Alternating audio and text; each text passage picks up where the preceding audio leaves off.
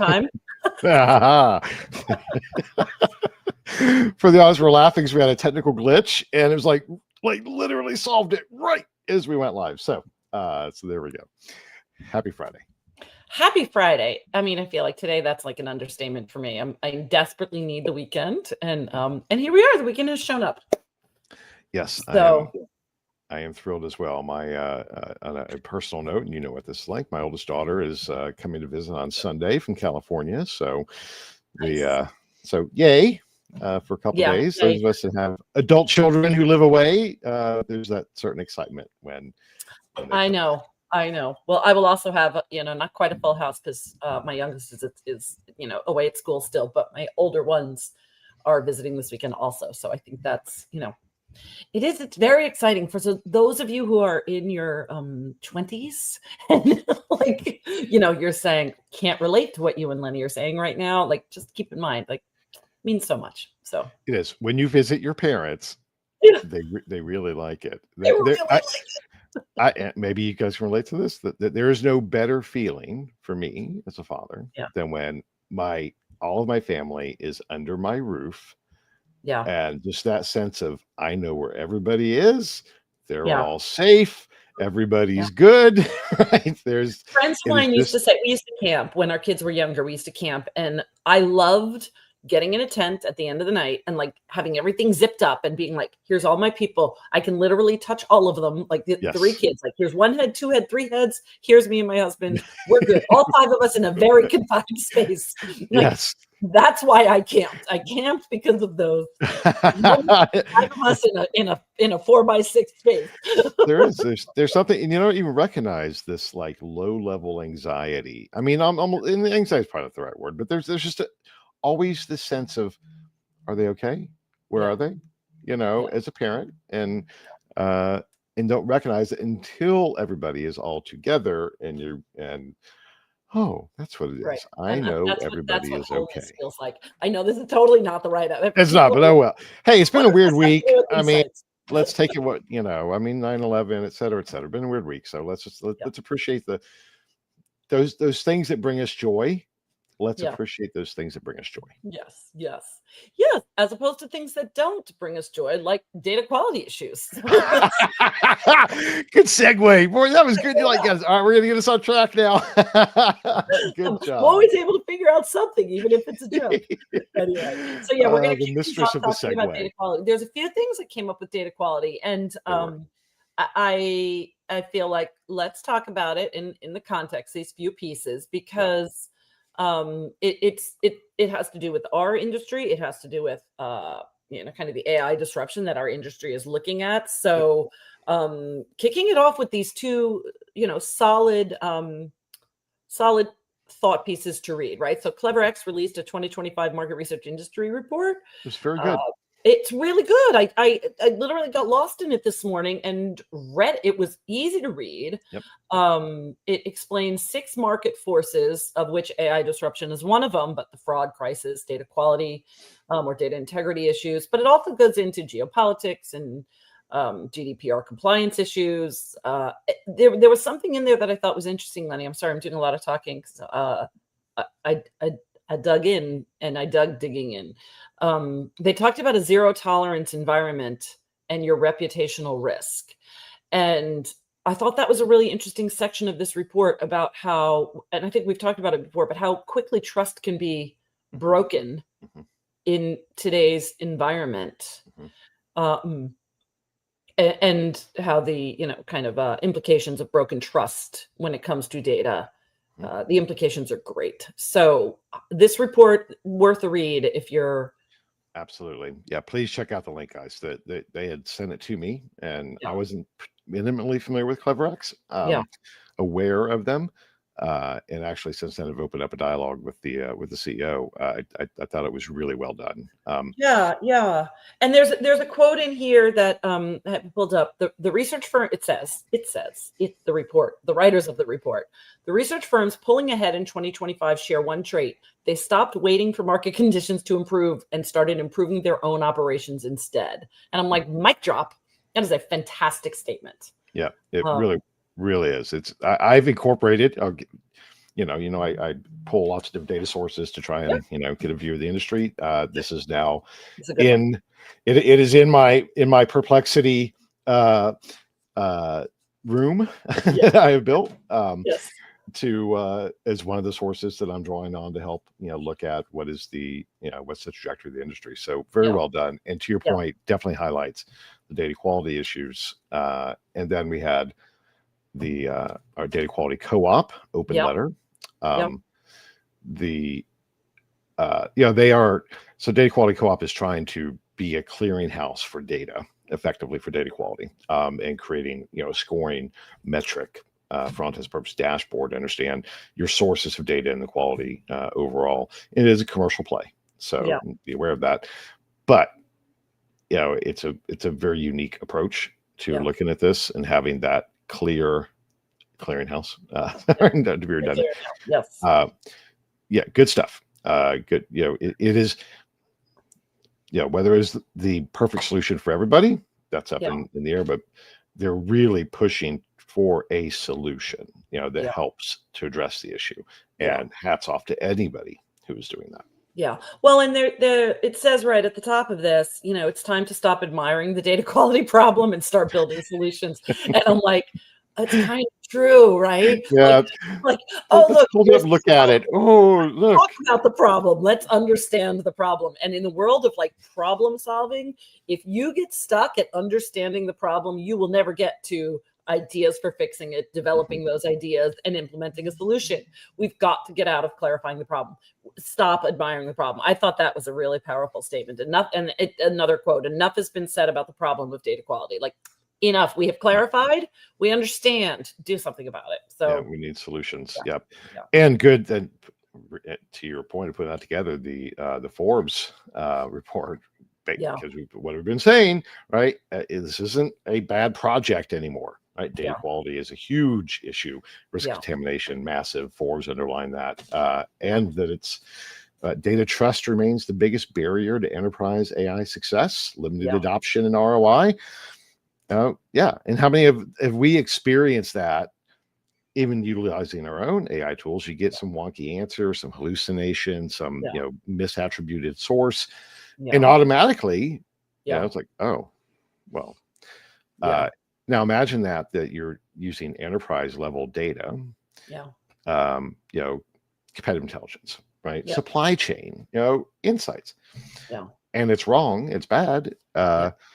And you've just invested $1 billion in this AI solution across the board. It's important. Some of that is AI. Most of that, I think, is source. So and I think that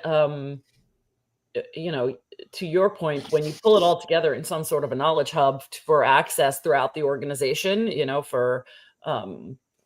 if you've compiled all your data sources into a singular knowledge hub that people can query and ask questions of, et cetera, you might be driving a lot of decisions based on bad data. And AI is not necessarily, it's learning what you teach it. So we better be teaching it the right things because, it's not so advanced at this point that it's going to say, you're wrong. I have never had my interactions with generative AI say, actually, Kay, you're wrong. It doesn't do that. It says, oh, you're right. Oh, I missed that.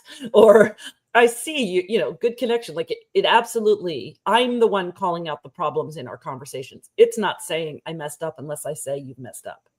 So I've had a different experience. I've had Claude say you're wrong. And I've had to push back and say, no, you're wrong. Now you're arguing. And give the data, give the link, no, I'm sorry, which was an update issue. That was the problem, right? It wasn't current with we were talking about a topical thing. Anyway, but to your point, it's still maybe not garbage in, garbage out, but it's the same kind of idea of the currency of data, et cetera, and it has to be high quality, There's I saw a quote the other day on Twitter. I thought it was interesting. There's a guy building another large language model utilizing old. He has the largest collection of old TV ads in radio and it's all old stuff. It's all Yeah. analog old stuff, and he calls it high protein content.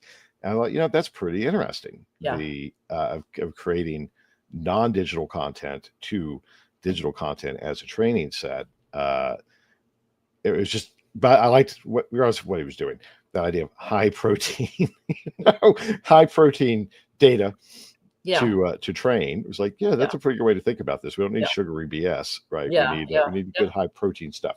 Yep. So no, that's a good analogy. Good analogy. Throw away the carbs.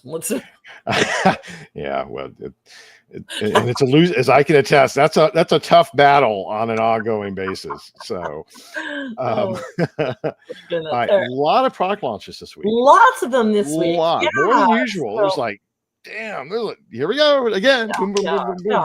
And there's a common denominator, right? Like so we've got AI in the mix, as we've been expecting and knowing these things were coming. These were a little more specific, which was interesting. This is more than just, hey, a new synthesis tool or some of the obvious use cases. So this Research Live covered this piece about Enlighten, an API first survey targeting firm based in Montreal. And I'm like, ooh, Lenny's going to talk about this one because,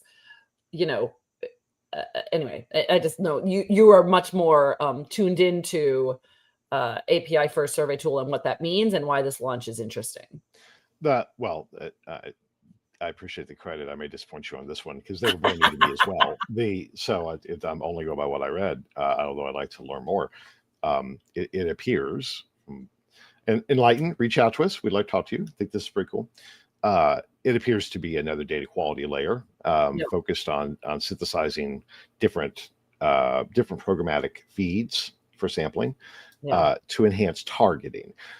So therefore, what's the experience there? We don't need to ask all of the profile questions or the screeners because the data exists, and they're helping to do that to make a better responded experience, which should be a more high quality output. Stop asking some of those basic questions that take up their time that we really duplicative. Yeah. So neat approach to do that. Very cool. Yeah. This ResearchWise, this one launched Pulse for Excel, AI-powered add-in analyze data sets within Excel. One of my favorite companies for a long time was Office Reports, right? This plugin into Excel. And what I thought was interesting about that, again, it's functionally a utility, but the bulk of research deliverables are still done in Microsoft Office. Yeah. That we've been talking about forever. And that particularly, let's go ahead and we're going to talk about Microsoft a little bit more in a minute. You can't duck making sure that whatever solutions you are providing are compatible with Microsoft. You cannot avoid that. Yeah. So they just leaned right into that. And I thought that was great. So if it makes it easier to get to the final output in things that you're comfortable in. Lukash loves pivot tables in Excel. Yeah, I understand that. Really good at them also. And that's the thing. I don't know how to make them. So, I mean, it's a pain. I just haven't learned some of those capabilities. So anything that makes it easier to do those things is great. I know. It's so funny that you say that though, because now I'm down this rabbit hole in my brain about Lukash and the pivot tables. So I'm whispering as if he can hear us talking about it. But I'm like, he's so good at it. He is everything on the pivot table. It's like he sees an Excel spreadsheet and gets excited. It's so interesting to me because that is so far down on my list of things I enjoy. I still manually copying and pasting things to create a table.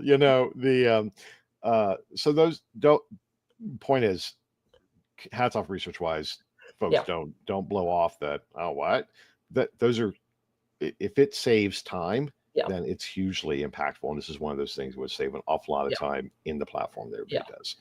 And speaking of, so SurveyMonkey has a new suite, AI analysis suite and design tools. So simplifying kind of insight generation and survey creation. So they have a whole new suite of products going out. Of course, a company like SurveyMonkey is going to lean into kind of AI to do the work. It's so logical. It's like, yes, of course, they have to, and they have the means to do it. So curious to see that for all you DIY researchers, check out what they've got going. They're, they're up the ante as well. Yep. But I want to talk about the Pureprofile one because they, full disclosure, they're a client. I know them well.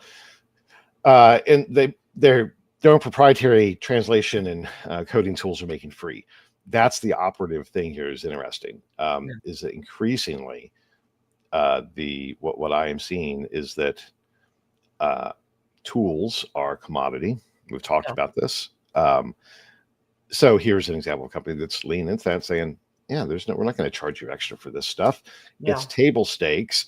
They're more focused on creating stickiness and usability in the platform, and that creates scale and growth versus nickel and diming over solutions. And there's compute power, there are costs, there's tokens, all that's true and real and has to be factored in. But I think we're going to see a lot more of this. Like I don't know the details of the SurveyMonkey's charging more for their AI analysis suite. Maybe they are, maybe they aren't. I think the trend will be that any of these new tools that are being thrown out there will not be net revenue drivers at all. So they will simply be given away. And given away to clients who are paying for a project. Yes, right.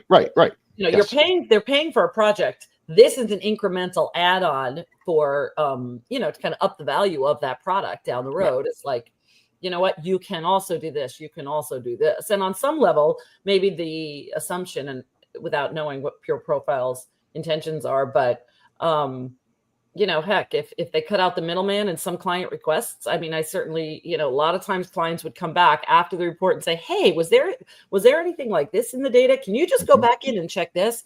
And that, that takes the researchers' efforts significantly longer to get back into data again after they have finished the summary. So if that process can be, can be streamlined so that the client's like, I don't need to bother my research director on this. I can go right into the data myself.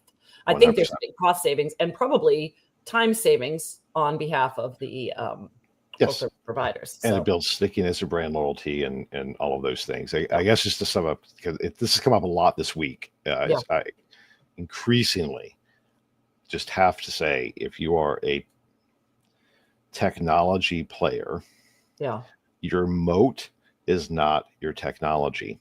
It's just not, right? It is, the car has a steering wheel. It is table stakes to expect that my car has a steering wheel. Your defensive moat and your growth strategy has to be based on something else other than process. And here's an example of a company that is recognizing that these process efficiencies are valuable because they increase brand loyalty and stickiness and usage. Not because it's indispensable as a solution.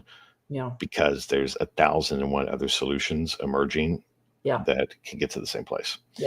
It's funny because a few years ago when I was at Insights Now, they were really pushing for, ask the clients to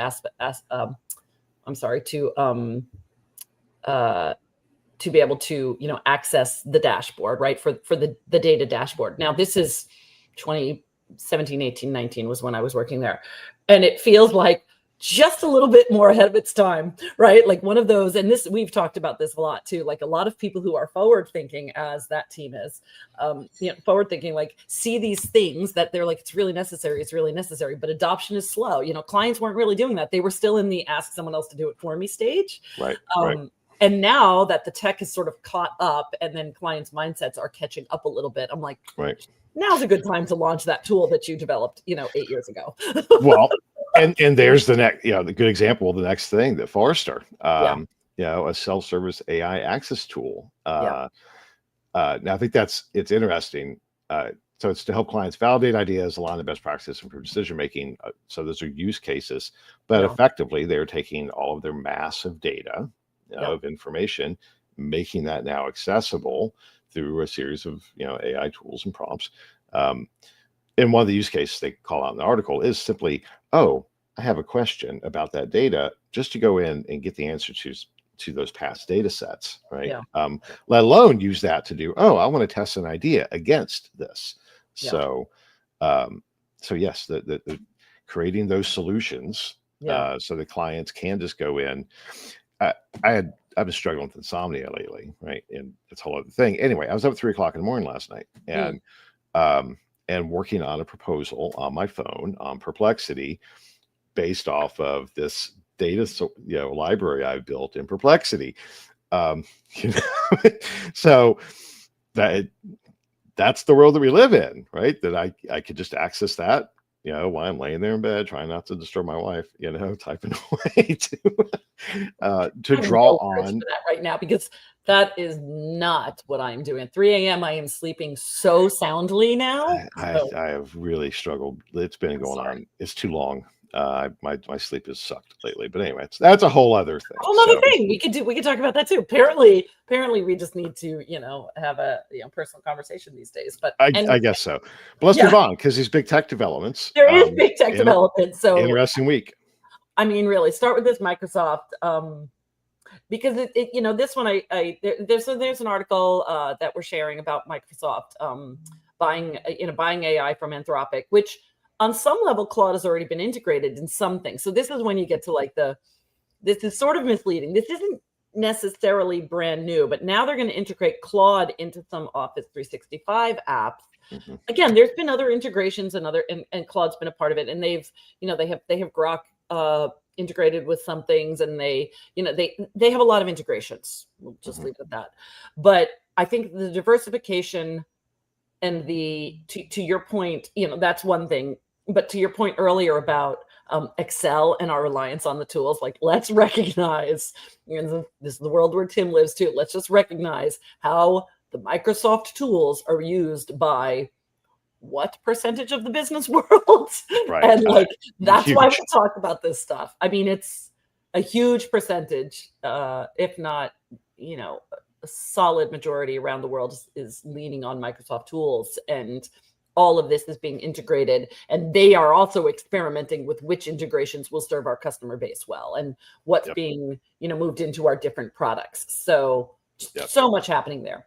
Yeah, I did see it. We can talk about it next week. Today there was news that they negotiated a deal with ChatGPT 2. So you're right. This was a little misleading to think, they're moving off ChatGPT. No, it looks like they're just integrating everybody. They're integrating everybody deliberately for different products, and so interesting. So we'll keep paying attention to what they're doing, but it's foolish to think that it's going to be simple, because it's not. Yes. And just like we're experimenting with different tools at the kind of individual user level or small business level, at the enterprise level, of course, they've got to find the right tool for the job, right? Not everything needs the same thing. And let's talk about AI. well, I want to make one point that is interesting, but to your Microsoft point, it's also individual comfort level, right? So I've kind of stopped experimenting with the other platforms because I have become comfortable with Perplexity and with Grok. So so I don't feel the need to experiment with the other platforms because I know how this works. And let's not underestimate that, right? That the apathy. I'm just used to doing it this way. So well, you have to think again at the individual level, so I use a lot of ChatGPT because I have now my custom GPTs in there, but I also use Perplexity for some of that. I really need some research here. ChatGPT, I like what it does with the GPTs that I've built that serve my purposes in my workday. But when I need to step outside and do some more research, I'm going over to Perplexity for that. So I think that's the other thing. For an individual professional, you have to think through what is the benefit of this platform? Right. What is the need that I have? Because there are some things that everyday use, this can help, but bigger projects, I have to switch to something else. I'm sure it's the same for you. It's what do you need? Yes, absolutely. I would like to be able to do stuff I hope that Copilot is replaced by something better, because I would like to just do it in Office, right? But anyway, and that's also let's point out, small business. My whole operations, we're a Google enterprise, and I work on a Mac. So I don't work in Office. I mean, I have Excel, I have access to it. I have PowerPoint, I have access to it. But the majority of my work is not done in those platforms, right? The majority of my work is done in I'm Windows and Office. Yeah. I mean, I use Google because we do for the business, right? But Yeah. but I don't like it. Yeah. What I usually do is do it in Excel and upload it in Sheets or something. But OpenAI made some big moves this week. Yeah, OpenAI made some big moves. So I don't know if you checked out this jobs platform. I didn't go there yet, but I didn't look at it. they introduced a jobs platform and OpenAI certifications. So that's pretty cool for them. They're teaching people. Get some coursework in if you need to upskill or up your skills, upskill yourself. Yep. It's a job matching service, effectively, to match AI trained workers with employers, validates proficiency. We've seen similar things. Certified Salesforce. They do things like that. So really interesting. What I thought was even more interesting was them buying the A/B testing platform StatSig for $1.1 billion. In an all-stock deal. What? I read this and I was like, okay. So they say it's to accelerate their product development, of course. Right now, it's all internal. This is just what we're doing for our internal purposes. No, bullshit. Sorry. I don't believe that for a second. So sure, that's your end game. Sure.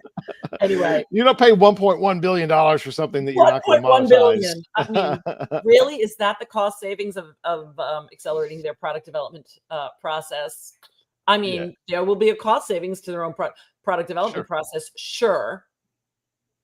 But it's a much bigger play than that, right? So let's keep paying attention to StatSig. It's called StatSig, StatSig.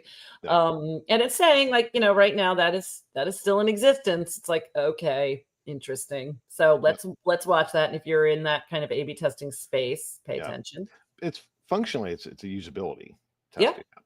Yeah. I mean, that's so that is what it does. It is to test usability on products. So so will it be leaned in? Will it be rolled into ChatGPT, for example, where you just say, "Hey, can you A/B test this for me?" Yep. And then one of their agents goes out and does it and reports back in. So I'm just sitting here saying, which landing page should we go with here at Greenbook?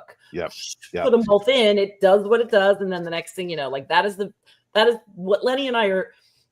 Both went to is, well, that's going to be available coming soon to a theater near us. Yeah, absolutely. So early stage testing of your product concepts, your website, usability, and that it make no mistake, that is a research play. So even though we kind of think about, UX and usability, those things, it's kind of adjacent now. Yeah. It didn't used to be. Yep. So it is a research play. They spent a bunch of money to acquire a capability that is fundamentally an optimization platform for product development. So pay attention. Pay attention. All right, you got the whole New York Times article. Well, and this one, I feel so bad. It feeds into the one that you found also. It's a New York Times article, so it is gated. But it's an article exploring how AI can make smartphones passe, right? And what's coming next in terms of devices. Lenny and I have been talking a lot about this. Like we are, what do you call that, on the precipice of an explosion in other things, other AI enabled things. That it might not even be your smartphone. That may not have all the power. There may be other things that are powerful. You might be wearing your glasses, down the road and just be like, "Oh, call mom," to your glasses. You may not even need your phone. Your glasses may be able to have that phone conversation. We are not far from a different level of connectivity when it comes to wearables. And it might seem experimental and it might seem like still too far off for consumer use or whatever. And it's like, do you know how quickly do you know how quickly we are changing right now? I don't know. So, and talk about the article that you found, this alter ego piece. Yeah, that was really interesting. A near telepathic wearable, silent thought speed AI interaction. Now this gets, so this is not like the neural links, not an implant, I don't fully understand the technology, although I assume there's some level of biometric involved here. But has to be some level, yeah. Yes, but it is fundamentally a thought. You don't say a damn thing. You don't have think to say it. a damn thing. You think it. And so I'm looking at the shelves, and which heat mapping and all of that has always been a thing, like eye tracking, all of that stuff, but now it's going to track my thoughts. So I may look at something on the shelf, stay there for a long time, and it's got some of my biometric activity, but those studies always had to be followed up with some qualitative to say, now you lingered at that logo for quite a long time. What were you thinking?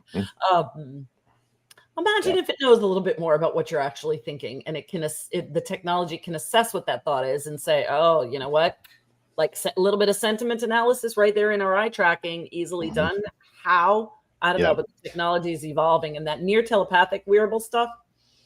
It is now, and so wait till that gets, what about the connectivity? I mean, it takes in all types of interesting places of, well, you've got one and I've got one, and we're, there's all types of like,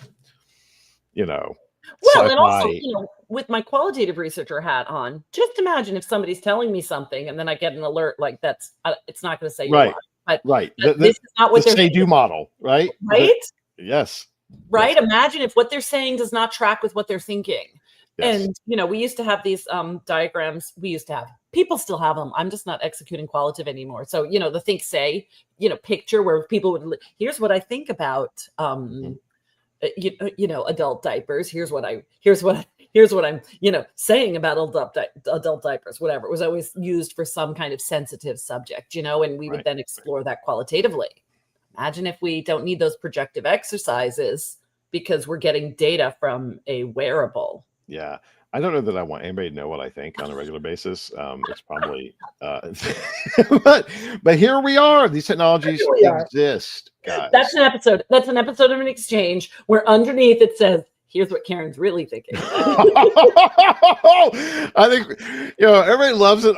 They love our dynamic and repartee. If they're thinking what you're probably often thinking about me, Lenny, just shut the hell up. I mean, that could really ruin the whole thing. I just think it's really funny because, anyway, let's go. Really We cool. got two Pay last attention things. to the wearables because it's not as far off as we think. And follow the money. I mean, again, we have not.